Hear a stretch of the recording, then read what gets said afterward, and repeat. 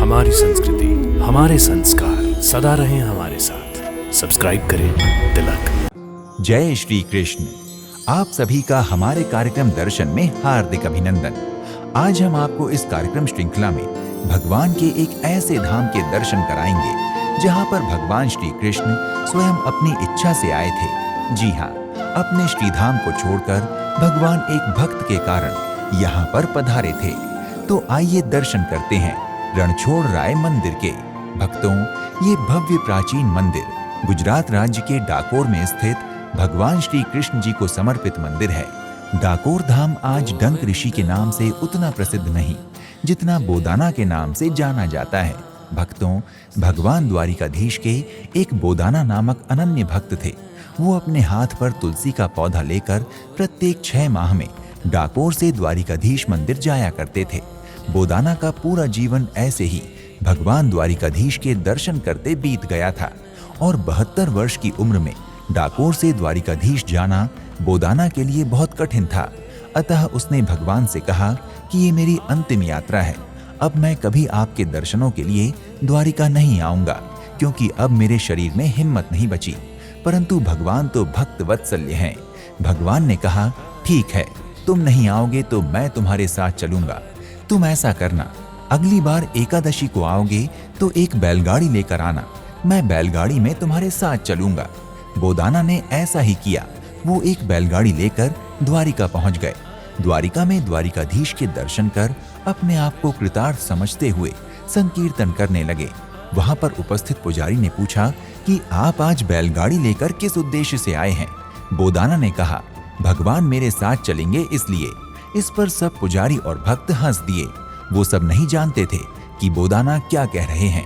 परंतु जैसे ही मंदिर के द्वार बंद कर दिए गए और भगवान का शयन हो गया तो रात्रि के लगभग 2 बजे, जब बोदाना भी अपनी बैलगाड़ी पर सोए हुए थे, तब द्वारकाधीश मंदिर के द्वार अचानक खुले और भगवान श्री कृष्ण द्वारकाधीश विग्रह रूप में ही मंदिर से बाहर आए और बैलगाड़ी पर सोए बोदाना को स्वप्न में दर्शन देकर कहा कि चलो अब हम चलते हैं।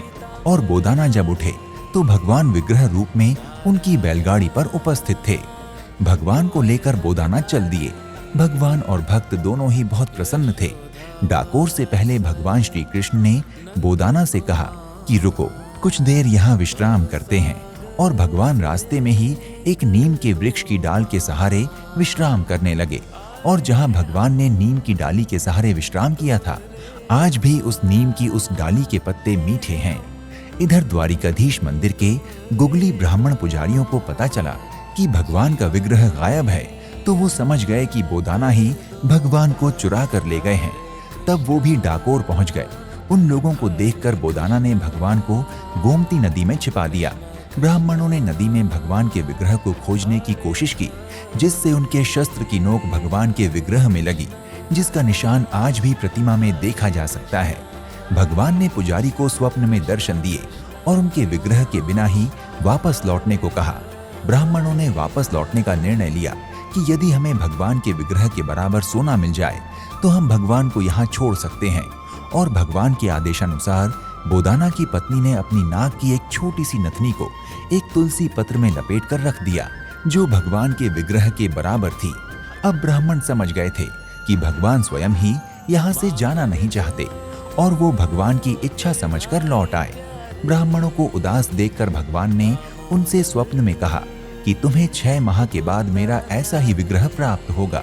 और द्वारका पहुंचकर ब्राह्मणों को एक कुंड से भगवान का वैसा ही विग्रह प्राप्त हो गया, जो आज द्वारिकाधीश मंदिर में स्थित है। भक्तों, इस तरह से डाकोर में भगवान द्वारिकाधीश जी की स्थापना धूमधाम से की गई। वही द्वारिकाधीश भगवान आज सभी भक्तों की मनोकामनाएं पूर्ण करने के लिए डाकोर धाम में विराजमान हैं। यहाँ पर आने वाले सभी भक्तों की लौकिक मनोकामनाएं भगवान भाव के अनुसार अवश्य पूर्ण करते हैं।